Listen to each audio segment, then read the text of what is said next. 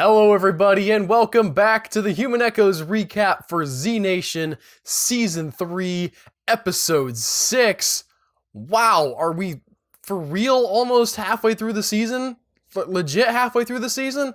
I don't know how they're counting the episodes, if the first movie counts as actually 2 episodes, and that's going to be part of our count for the season, but wow, it's flown by. This one's called Little Red and the Wolfz, because you gotta have a Z in there somewhere, because the name of the show is Z Nation. It has the Z for zombies. Yeah, everybody gets it. Sometimes it works, like Roswell. I like this one, feels a little bit forced. However, that's like maybe my only complaint about the episode. So just getting that out of the way, because holy crap, was this another good one.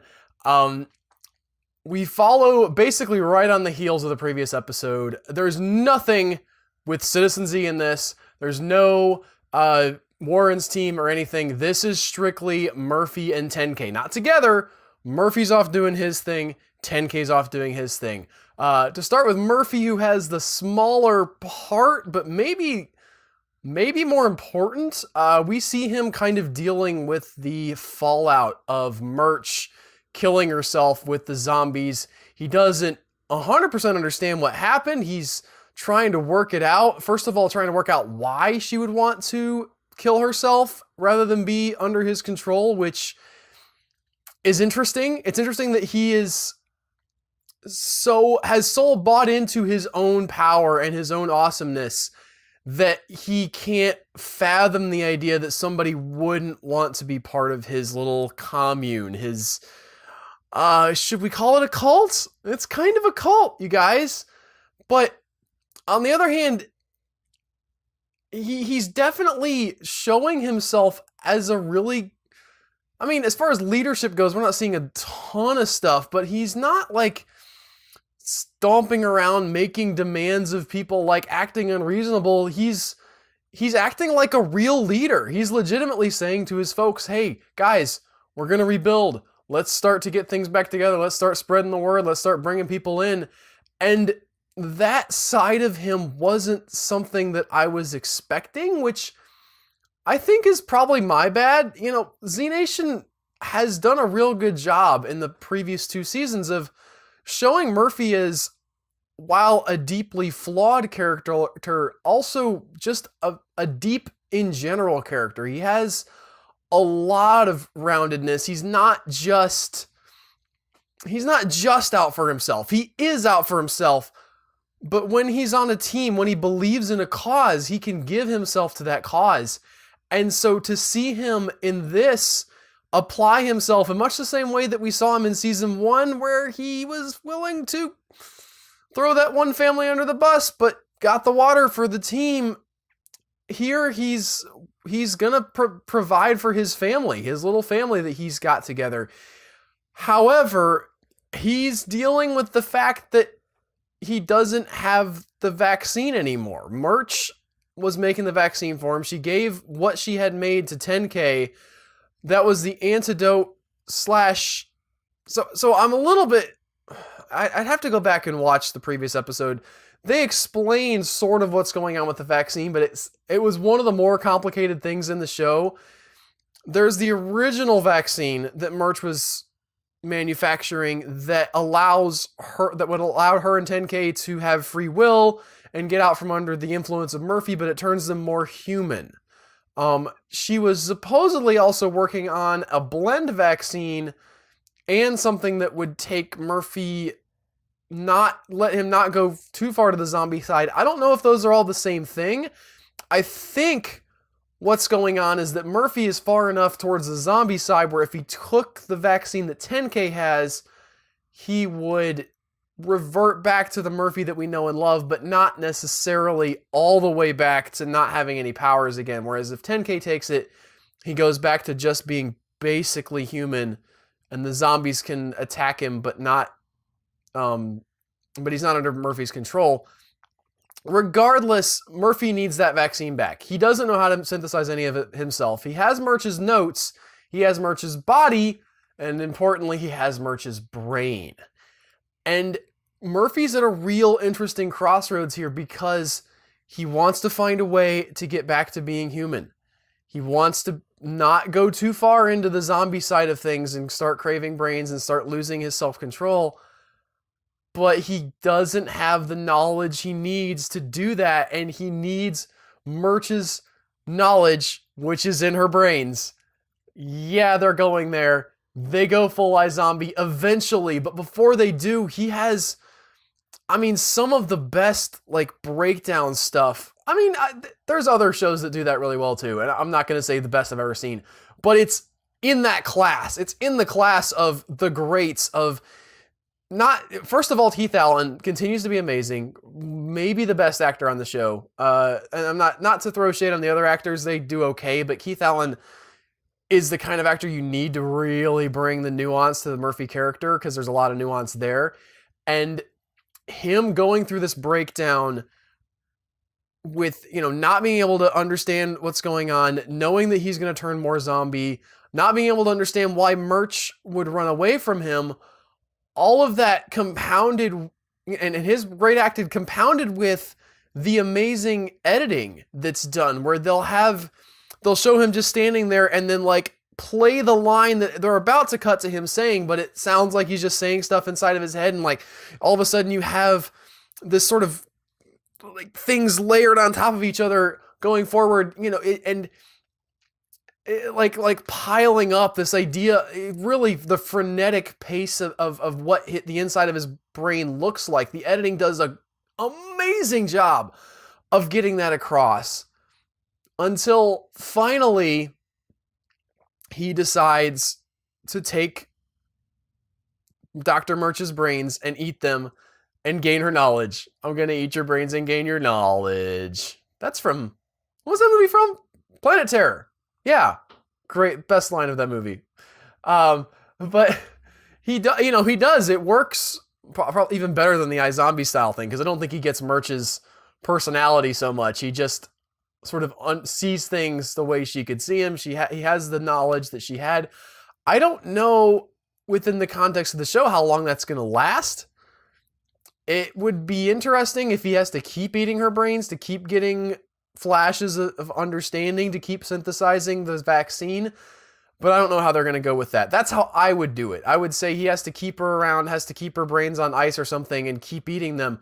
Because that's the beautiful irony that we have here with Murphy right now, is that he wants to stay, not that he wants to be human, but he wants to go back towards the human side of the blend a little bit more, but he has to do a zombie thing to get there. He has to eat the brains, do the zombie thing to be human. It's a wonderful, wonderful dichotomy that they're setting up for Murphy.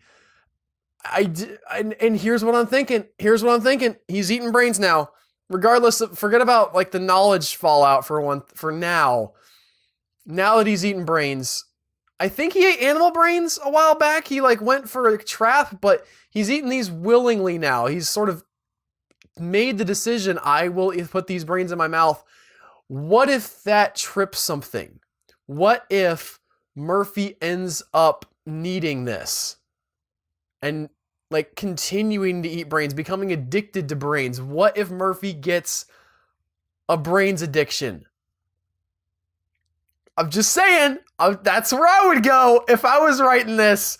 I can see many, many downsides for Murphy, but from a drama perspective, that puts Murphy in an amazing position, because there are these people that he's potentially trying to potentially trying to care for, legitimately wants to keep them safe. We know that he has that in him. We know that he's not 100% selfish, and yet can totally justify harvesting them and eating their brains, because that's what he has to do to stay human. Or at least to sate his needs as a blend. I don't know if they're going there. They might be, though, and that would be great to see that kind of conflict come up. Of course, the bulk of the runtime of the episode is taken up with 10K, and 10K basically picks up right where we left him off. He's in the river. He's swimming away. He does a great sort of slow motion up out of the water. Wonderful looking stuff. And throughout this whole episode, he's being pushed on by this image in his head that he has of Red, which, I mean, I bagged hard on the flashback movie when it happened, and I still think that it wasn't up to the potential that it could have been. However, they are for sure pulling a lot of elements from it to use in this ongoing season here, where we haven't seen the man pop up again, but we do know from the end of episode 3, technically, the one that came after the movie, that he is on their trail, looking for, I assume, Murphy. I forget who it was. I'm pretty sure it was Murphy. And now we have Red and 5K coming back as visions. Couldn't have done that. Couldn't have done that without the prequel flashback movie. So despite the fact that I am disappointed with some of the execution of the flashback movie, I'm really excited that they are actually making it worth our while and saying, hey, listen, we planted some seeds. We're going to grow those seeds. One of those seeds is 10K and the girl in red, who we did not see die, technically. And a lot of people have made a lot of that, assuming that we're going to see more of her, see her again. I've been of the opinion that despite what is said at the end of the episode, with this particular case, especially with 5K, I think he's dead for real. I don't think that the kid that we ended up seeing getting attacked by the soldier zombies was 5K. It looked like a different child, but I could be wrong about that. Please hop in the comments and let me know if it's the same actor or not. But he's definitely hallucinating Red. And to me, this is telegraphing the idea that they are actually dead. At least Red is actually dead. Because if Red was alive and then there was a hallucination, it could work. I'm not saying it can't work, but this sort of puts another nail in the coffin for me that Red probably didn't actually make it out alive. He's a lot of back and forth with this kind of chase scene, which I love. He ends up on a dirt bike, which the great thing, the writers of the show are so smart. They know how to give you just a little bit, right? Like 10K is like, oh, he's limping along. He's got the bad wound. He like shoves the moss in the wound to sort of help stave off infection. Okay, maybe stop the bleeding. Great. Then he finds a motorbike. This is cool. Vroom, vroom. Leaves the guy tied up. Guy probably is going to die being bitten by zombies, but let's not worry about that too much. He was probably bad, right? He was probably bad. And also we've like hurt many innocent people before with the whatever they were, the guys who were Mennonites, essentially. We left them to die in season 2. So I guess our heroes are definitely not pure as the driven snow when it comes to that. But we get a fun, he's driving a dirt bike. He's driving a dirt bike. We've got some camera angles that are pretty awesome. Okay, that kind of thing happens. Really cool stuff. And of course, then he gets captured by some other guys and not killed directly. They just chain him up, which I thought was going to happen. More was going to happen with that. I thought maybe it was going to come out that they were betting on him or something. And then he wins the gladiator match and ends up meeting the people who chained him up in the first. That didn't happen. I didn't know why. You find 10K, why don't you just kill him? Other than the fact that he's the main, I don't want him dead, guys. I understand we don't want 10K dead. But that was a question that I had is why is he still, why did they chain him up? I don't get it. Great stuff there, though. Killing the zombies with the hubcap, killing the zombie with the windshield wiper, putting him in peril again. Then he gets another win. Then he gets another loss. He gets caught back by the Mr. Ponytail, whose name I still haven't bothered to remember. Mr. Ponytail. Then, so then we have okay, now he's captured. We're going to take him back. Oh, no, because the bag got stolen. The bag got stolen with the dirt bike after he got chained up. The guy and his wife, had run off into the woods or whatever. And we see these, they're not the blasters, but they're kind of reminiscent of the blasters, sort of a POV type of a zombie. And we don't get to see much of what's going on with them. There are a lot of sort of rustling in the bushes until 10K finally kills them later. But they get, so now 10K and Mr. Ponytail have to go after the bag with the serum because Murphy needs that. And so we're back to 10K kind of having a little upper hand. It's a great back and forth. And in the midst of that, we get 10K and Mr. Ponytail talking about what it means to be under Murphy's control. And the presentation of these two ideas was so beautiful and so equal in my mind. I know that I saw a lot of people on Twitter commenting about like, man, I hope 10K gets to kill this guy. But honestly, I totally see where Mr. Ponytail's coming from. Mr. Ponytail's not being disingenuous. I don't think he's being mind controlled. 10K thinks he's being mind controlled. 10K says, you're just saying that because Murphy bit you. But Mr. Ponytail's like, listen, needed it, wanted it, begged for it, saved my wife, saved my kids, saved my life. Like, this is amazing. Murphy's a great leader. What do you talk? Why can't you get on board with this? This is the legit concern. 10K's like, first of all, no free will, not down with that. Secondly, he's done awful things, and you weren't around for him, and Cassandra's dead now, so excuse me, I know what I'm talking about. And, of course, 10K killed Cassandra, but yeah, anyway, him and Murphy have been at each other's throats, and I think there's a certain amount of, for 10K, he's got a little personal investment here. I don't think he's 100% rational with his critique of Murphy. I don't think he's 100% wrong that Murphy's not a great guy, but he's not 100% right either. And so that presentation of these two opposing points of view is really like, I think, this season in a nutshell. The blends versus the humans. What is it worth? We've talked about the give me liberty or give me death. When death is literally staring you in the face, it's a lot harder to make that decision. And the blends, I mean, Murphy's, at this point anyway, not a bad leader. Not doing so bad. Has plans. Cares about these people. Maybe he'll end up eating their brains in a little while to supplement his needs. But right now, they're living the good life. So that's pretty cool. And of course, throughout all this time, 10K's hallucinating the red girl, the girl in red. I like when Z Nation does stuff like this. I like when they're not confirming some kind of spiritual afterlife, right? Like, you can sort of hand wave it away and say, well, he's just hallucinating. But she keeps giving him good advice.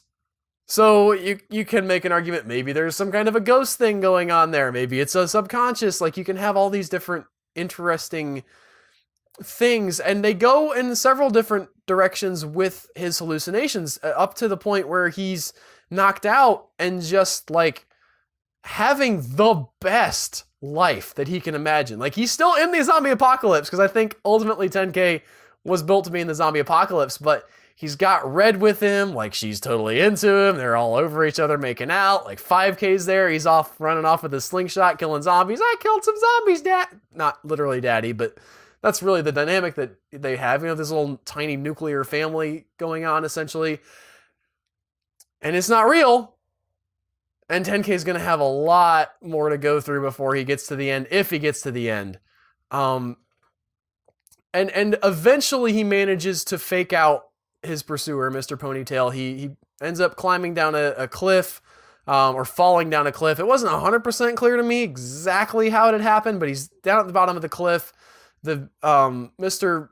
Ponytail sees some bits of his clothes. They're all bloody. 5K sees a vision of, Red saying, shh, don't look, be quiet. And Ponytail's up there looking around. He assumes 10K's dead, runs off. 10K does end up fighting the things that we've seen in the undergrowth. They turn out to be these gas mask wearing guys who I'm assuming we're going to find out more about later.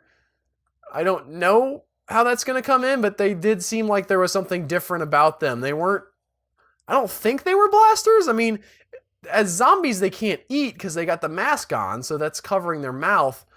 But I don't know exactly what is going on with them. And then kind of we wrap up with Mr. Ponytail going back to Murphy and saying, he's dead.